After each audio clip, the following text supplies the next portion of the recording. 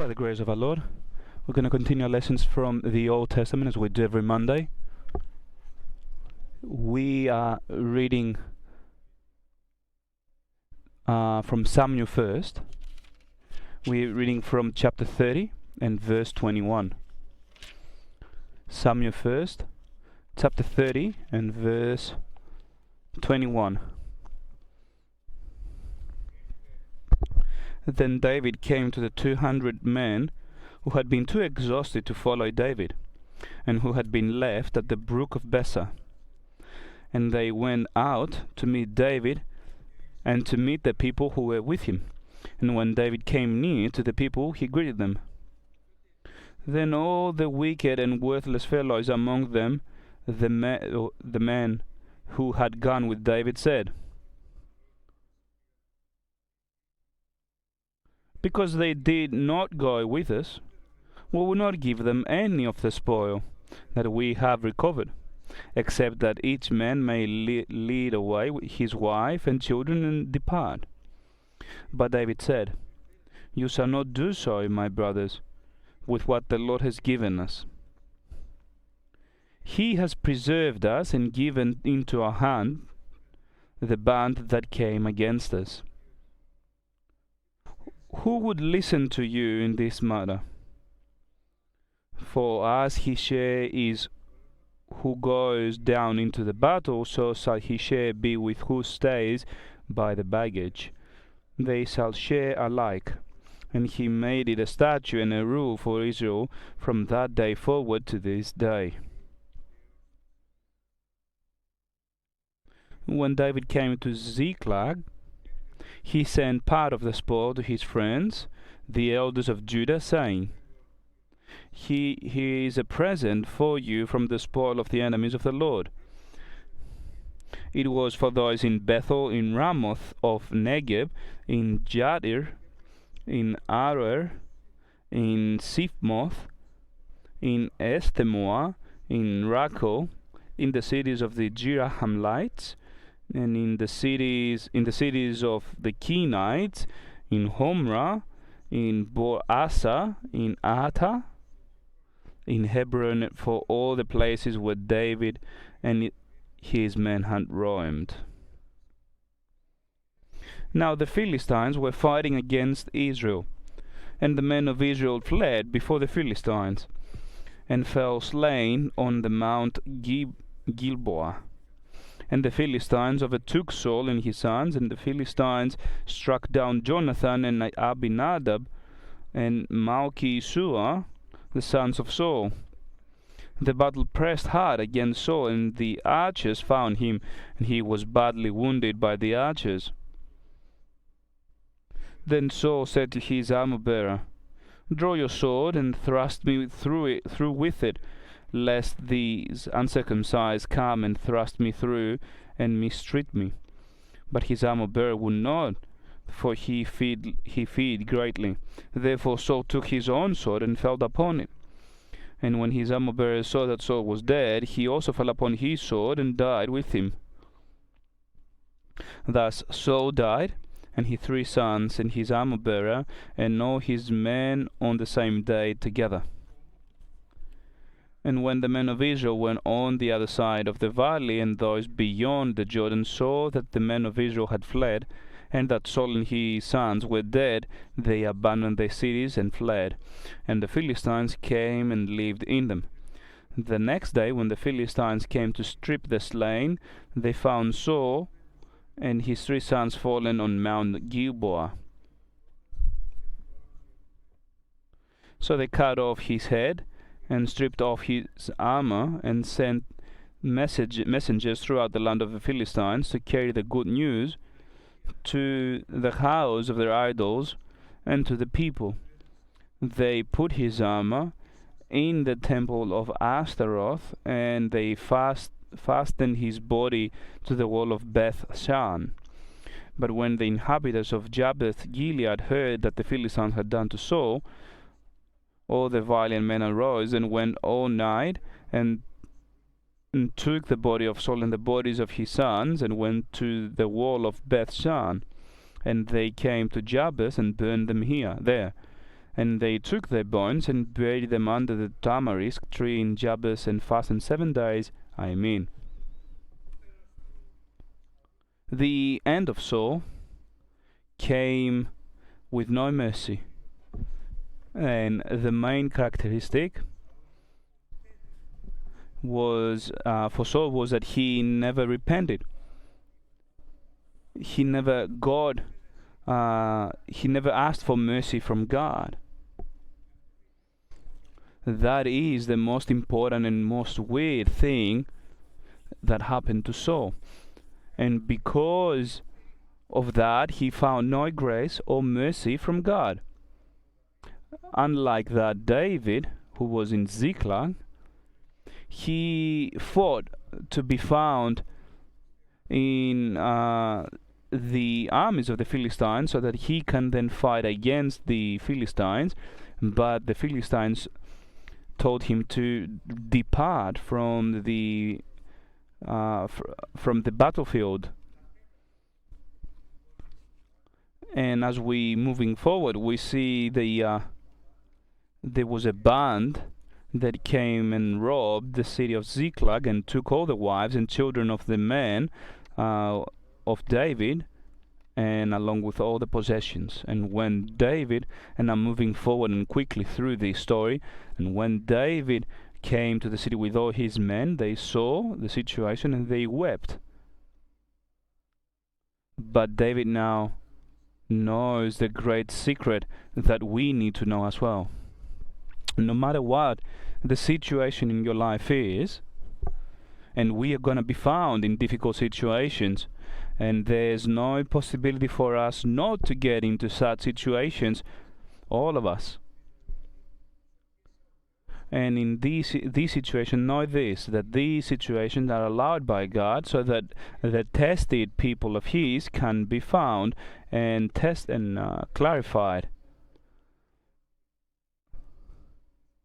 so that the people of God and the people that God is going to invite, select and bless can be shown. And David, in this affliction, he did what he was supposed to and what we are supposed to do every single day. He was strengthened in the Lord. Perfect love that can cast the fear away. And even though he was disappointed and desperate and in weakness, he drew near to God. He received power, as we receive power from God, as the Spirit comes upon us, says Christ. As Christ says, when the Spirit comes upon you, you're going to receive power, and you can be my martyrs no matter where you go. And let us not forget that in the Old Testament, David was anointed by God. And that is how he was strengthened in the Lord. And the second thing is that he asked to receive the voice of God, because we know that God is alive, but also God brings down the reward to those that are seeking Him, because it is written that he who calls upon the name of the Lord will be saved from anything in his life, for any difficult situation he may be found in. He who calls upon the name of the Lord will be saved. And that is how and why David called upon the name of the Lord, asked the guidance of the Lord, and asked for the voice of the Lord. Is God speaking? Is it possible for Him who gave us the mouth to not speak? He who gave us the eyes to not see? He who gave us the ears to not hear us? May God protect us. And he asked the voice of the Lord, God, speak to me. And God visited David, and David asked him, should I go out and find them, go after them? I'm not even sure where they went. Will I be able to get through to them? And the answer from the Lord was, yes, go after them. Should I go after them? Am I going to be victorious? The answer is yes, surely. And the Lord also adds that you're going to take back all the things that were stolen from you. Are those things even possible? The answer is they are in the name of the Lord. They went out without knowing, and as they were moving forward, they found an Egyptian slave close to die, and he was by himself in the desert. They gave him food and drink, water, and he revived. And he said that I'm a slave of an Amalekite. I got sick and my Lord left me here to die, but I did not, because the Lord preserved that person so that that Egyptian slave can lead the armies of Israel to their enemies. And you can see now the different ways that God can work miracles in your life. God is almighty. He is wise. He knows the past and the present, but also the future. And He knows how to set free those who are calling upon His name, no matter what the affliction or the situation is. And when that slave became well, he said, I am an Egyptian slave of an Amalekite, and we robbed the city of Ziklag. And David said, can you guide me to them? And he did. David was triumphant because the Amalekites were found drinking and celebrating. They took everything back and they went back to the cities. But when the 600 went out, 200 of them were exhausted, and they were not able to move forward and pursue, and they were left behind, and they were not able to cross the brook of Besser. That is why David moved forward with the 400 men. He was able to be triumphant. He took back his possession and more spoils than what he had before. And when they came back to the brook of Besser, those 200 people were there, and they went out to meet David. And with much love, David came near to them and greeted them. But let us not forget that the Old Testament was written for our doctrine, so that we may understand, so that we may know what the word of the Lord is, what is not what the Lord is rejoicing in, how we are supposed to conduct our ways, and how we are supposed to draw near to God. In those 400, there were people that were valiant in heart. And they said, because they did not come with us, we're not going to give them from the spoils we received, but we are just going to give them the sons and the wives. And what I would like to stress out is that this mindset, it's logical. At least I consider it to be logical. Since they did not fight, they're not going to receive anything. But God, my logical way of thinking, God is mentioning us being like a dirty cloth. Isn't that amazing? That is why the word of the Lord says that the justice and the righteousness of a person is like a dirty cloth. That is why you need to firstly ask for the righteousness of God and the kingdom of heavens. Let us not think to ourselves, and especially do not act according to what you like and what you think as being right, because God comes along and says that my ways and what I want are not your ways and not your mindset. Never. My decisions and my way are not the same as your ways. As far as the earth from the sky is, that is how far my decision paths are from yours. It is very important, therefore, my dear brethren, for us to be able to understand and decide according not our own justice and righteousness, but rather with the righteousness of God, because it's not easy. Let us remember, when Christ was asked, who is my neighbor in the New Testament, what did he reply? He spoke with a parable. He said there was someone that was leaving Jerusalem and went to Jericho. Jerusalem was the city of the worship of God, and Jericho was the city of the desires of the flesh. For this person was caught by thieves, and he was wounded and left to die. A priest went by, and he departed. He thought to himself, it is worthy to him because he left Jerusalem to go to Jericho, since he left the holy presence of the Lord, and he went as the wayward son to the city of Jericho. It is worthy to him. And another priest passed by, and he did the same. But this is the important thing now.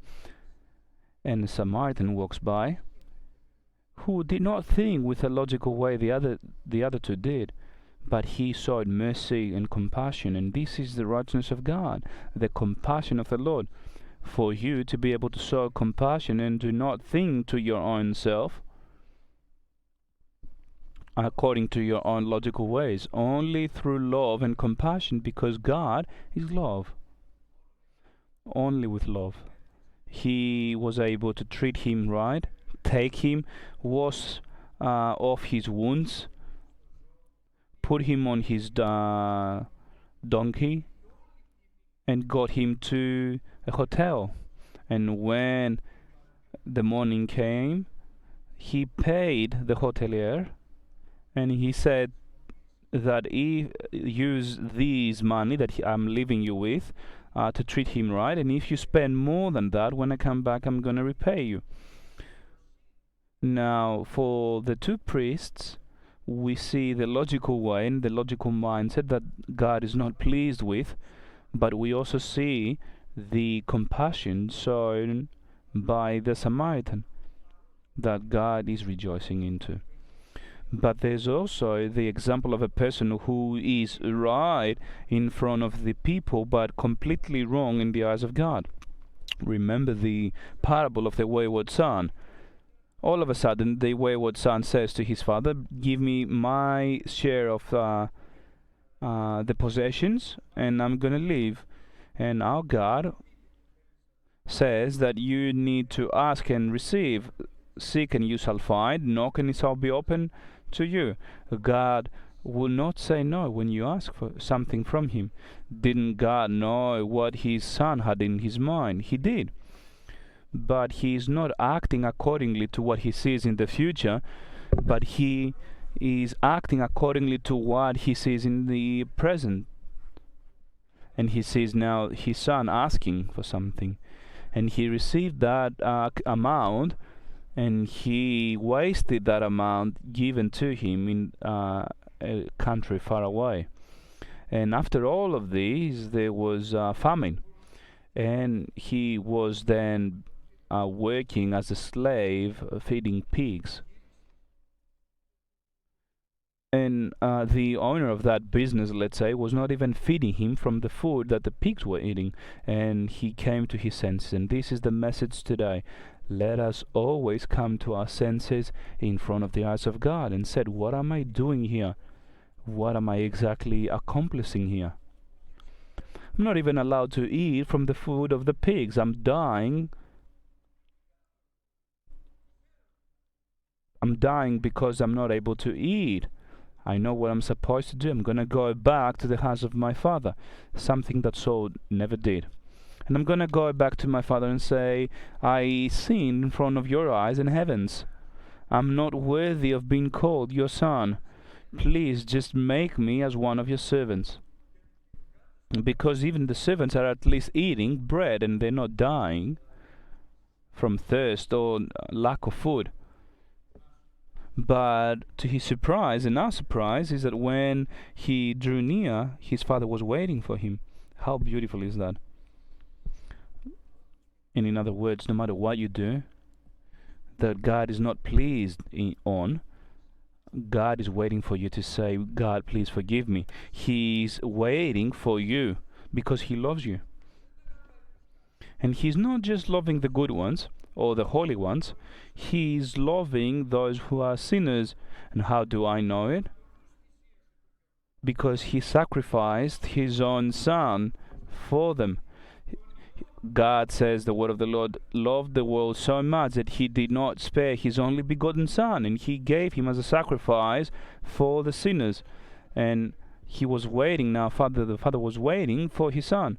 And when he drew near, the son said that, Father, I have sinned in front of you and heavens. I'm not worthy of being called your son. And before he managed to say anything else, the father is embracing him. And this is just a beautiful scene. Can you imagine how beautiful it is for God to take you in his own embrace? But don't you understand what I've done? Do you understand what the son did? Did you do much more than he did? But the father was waiting for him. And not just that, he called his servants. He said, bring out the first cloth. And they brought out new clean clothes. Bring the ring, that is the Holy Spirit, for us. And bring the sandals, that is his serving. And that's not just it. Let us also slay the fattened calf. The calf that the Lord was preparing and keeping for the coming back of his son. But let us go now to the issue, to the problem. Later in the afternoon, the elder son came from the fields, and he saw dances, exaltations, and he asked, what is happening now? And one servant replied that the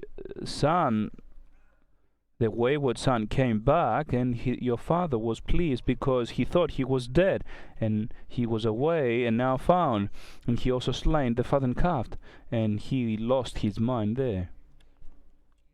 He did what? Logical mindset.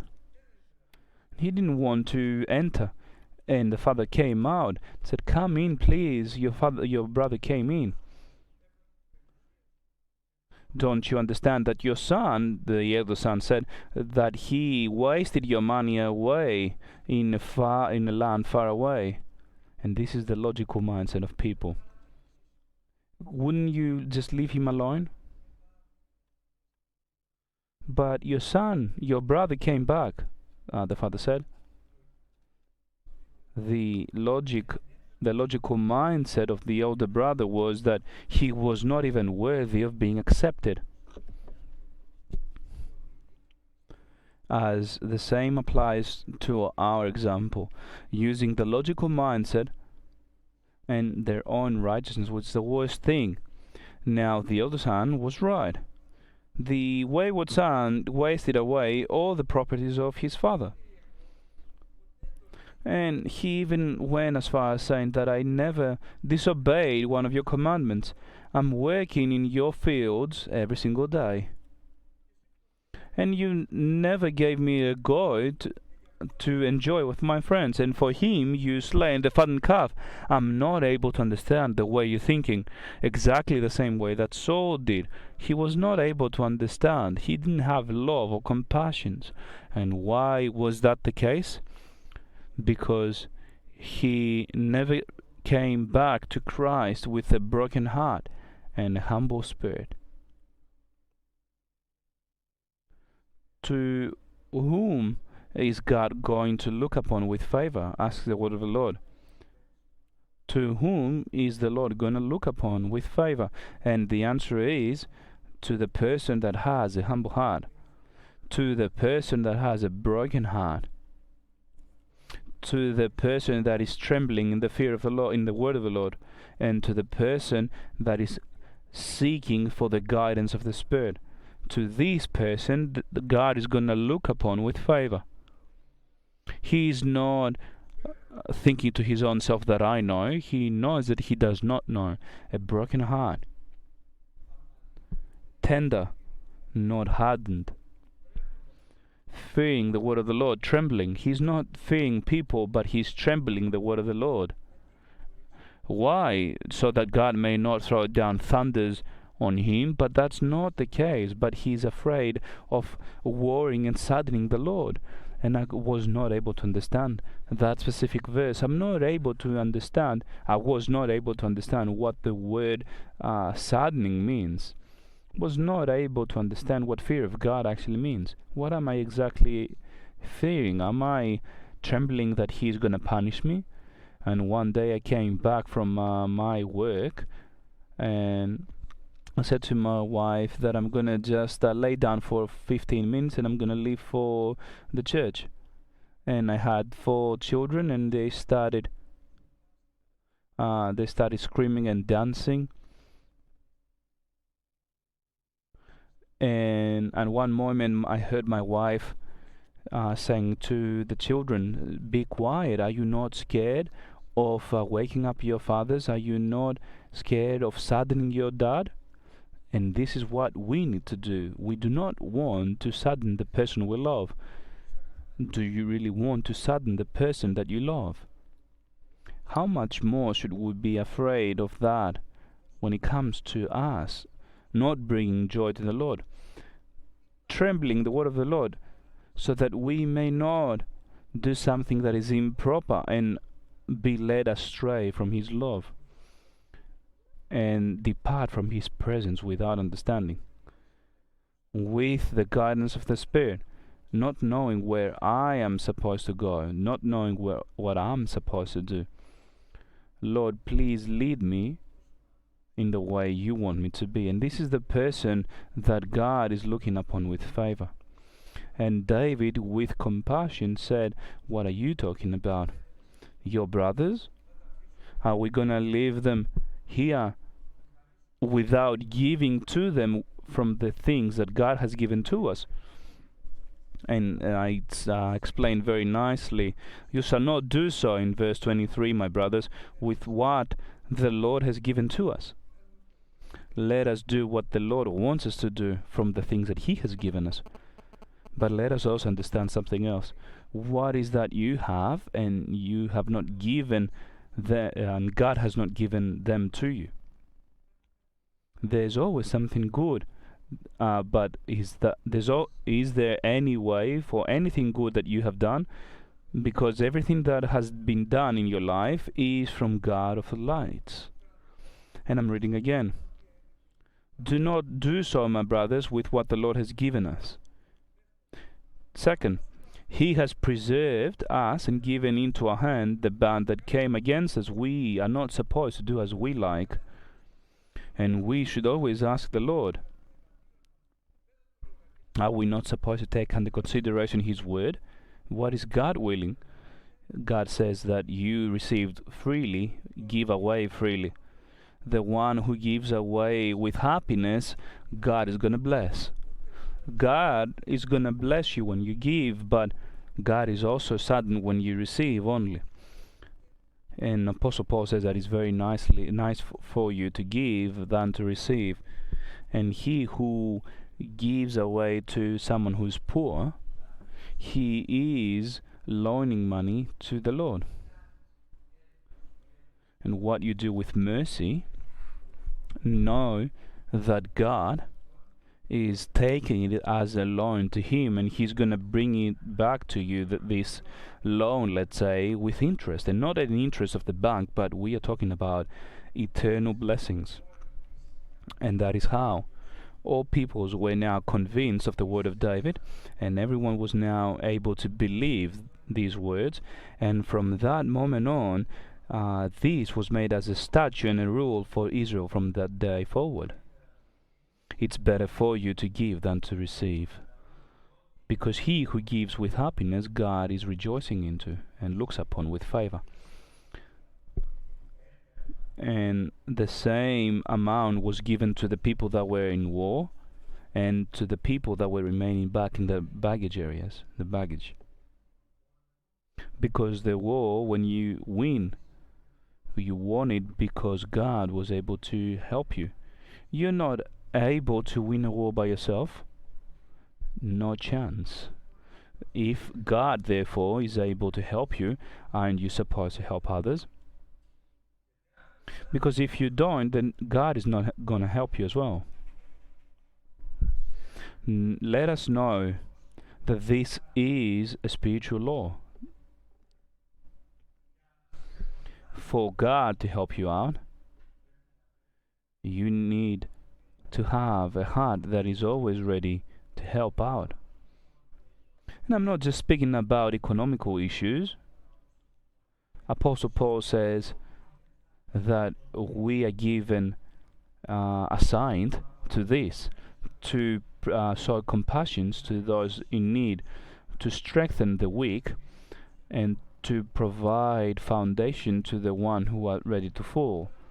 This is the mercy of God, and as God is putting it, this is the compassion.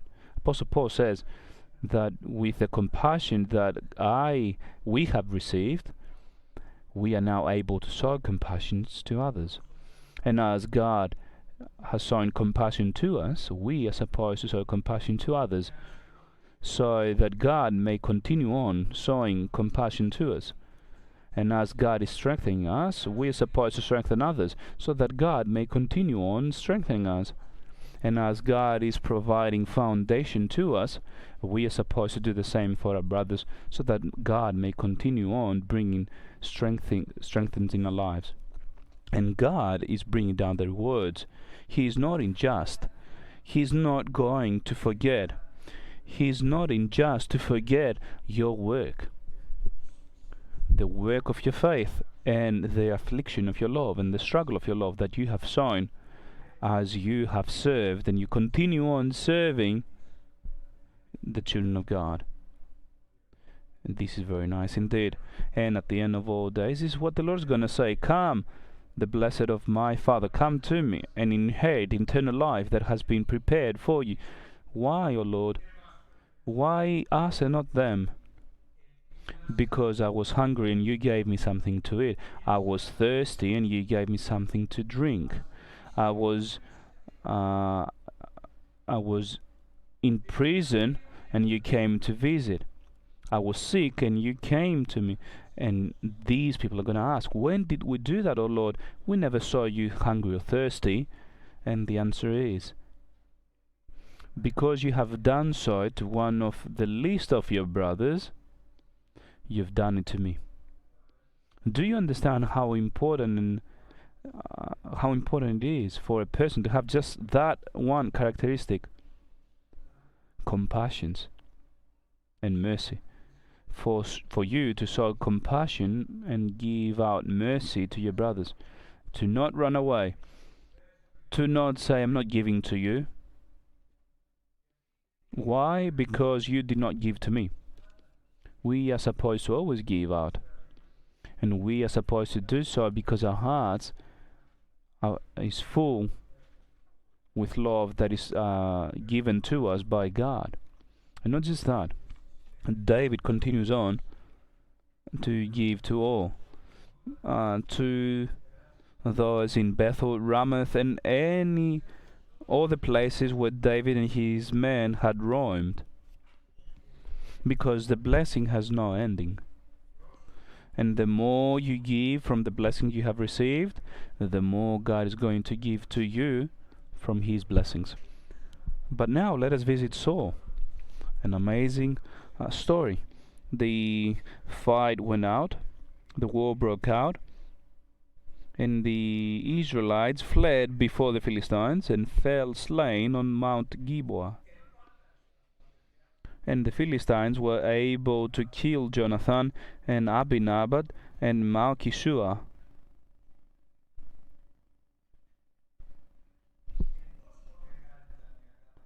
And the love of God was so great that for Saul that Nacha, without him knowing, was able to wound out Saul. God actually gave him a last chance to repent. His children were dead, and he was badly injured. But Jonathan did not remain in the place that God wanted him to remain, because he was promised to become second to David. But he decided to follow Saul moving forward in to sin and transgression than to follow David, who was the son of God. And he knew that he was anointed by God to become a king. That is why, my dear brethren, let us always select properly about our companions. But a bad companion is able to get you to a wrong place. Therefore, a person needs to be aware of what he sees, what he hears, what he says, what he's doing, and where he's going. These are the 5 main characteristics that a person of God needs to be aware of, because these are the 5 senses that the person comes in touch with this world. What are you seeing?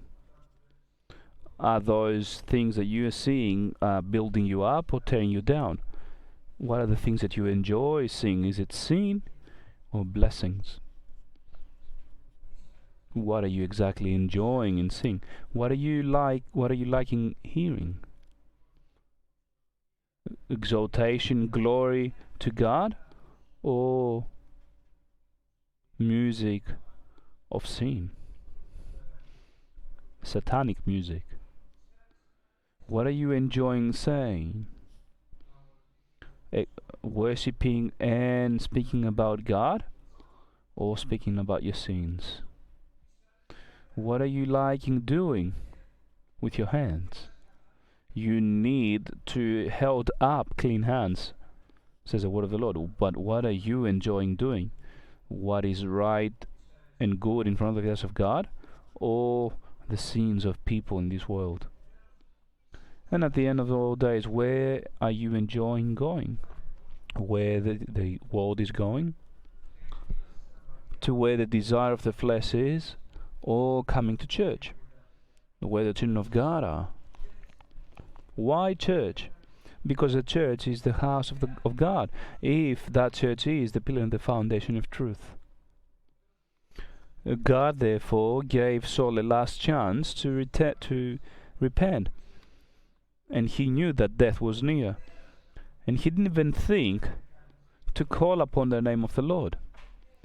He didn't even think that. But he returned to his armor bearer, and he said that, kill me with my sword, so that they may not kill me. But this is your chance to call upon the name of the Lord. Just say it once. He who calls upon the name of the Lord will be saved. Just say it out once. Think to yourself, God, are you able to save me? Can you go to your praying corner and say, Lord, take my life into your hands, because I want to be blessed. I do not want to be weak and cursed. Do you understand how difficult things are in this world, and that there's Satan as the master of this world? But in the church we have the King of Kings, the Lord of Lords, that is Jesus Christ. Where would you like being? What are you willing to enjoy? The desires of the flesh, or the enjoyment of the Spirit? And now this is a personal decision that we need to take. God is inviting us, and He is talking to us and revealing things to us. And He says, now that I reveal to you the 2 paths of the curse of blessings, now you need to select what is the way you want to follow. The road of blessing is the Son and the Spirit and God the Father. Especially he who calls upon the name of Christ will be saved. And the road of curse is, I'm doing what I want to do, and I'm not giving any report to anyone. You need to select. God has made the person to be according to the image and alike God. In other words, God is not acting on the person's will, but rather God is teaching that person, and then He's setting that person free. Says, decide, what are you willing to do from now on? And I want to say that me and my household are going to bless the Lord and exalt Him. Let us always exalt the Lord, no matter what the situation is, no matter what the time of the day is. Let us all exalt and bless the Lord. But Saul said to his armor bearer, kill me now. and his armor bearer was not convinced. And Saul took another decision. The next decision is always worse than the previous one when the person is not according to the heart of the Lord. The first decision was to visit the witch, then to fight, even though he knew that he would be killed. God gave him another chance because he was badly wounded by an archer. Repent, O person. Say that, God, please forgive me. He turns around to the armor bearer, saying to him that you need to kill me now. We thank God because he did not, and he took the final decision to kill his own self. And he took his own sword and he fell upon it.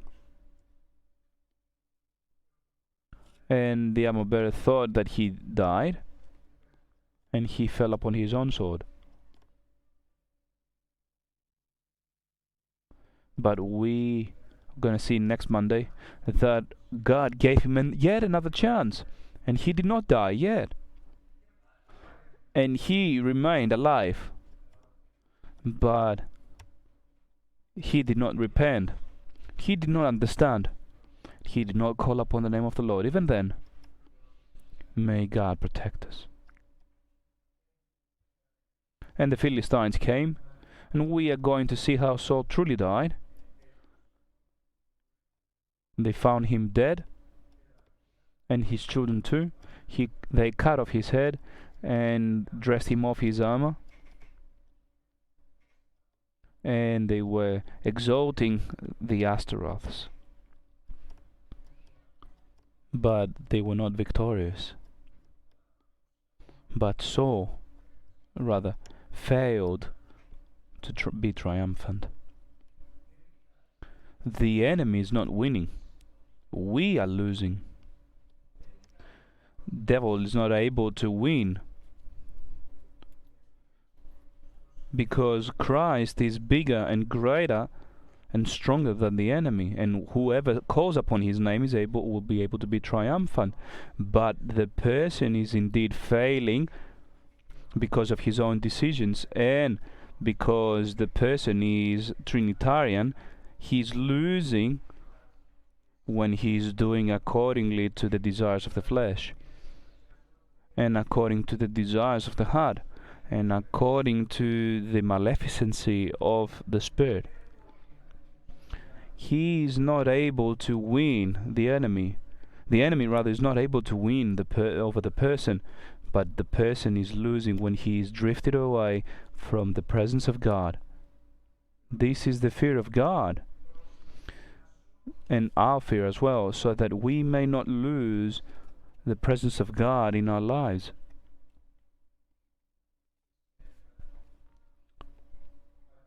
And something important also happened in the beginning of the kingdom of Saul. Let us not forget that Saul started off as anointed of the Lord and blessed, but he fell because of his sins. But I repeat that the issue was not his sins, but the issue was that he never thought of repenting. He never thought of asking the help of God. He thought that he was able to do all things by himself, and he's almighty and well known. And at the beginning of his kingdom, when he was full in the spirit, the Ammonites to a city called Jabes and said, let us clog out your one eye, and we are not going to kill you. And they were terrified. It was just a small city after all. And they sent a message to Saul and to the Israelites for help. And when Saul heard this, he was filled with the Spirit of the Lord, and he called upon the armies of Israel, and he was able to pursue. He was able to inform the people of this village, saying that today we are going to come and set you free. And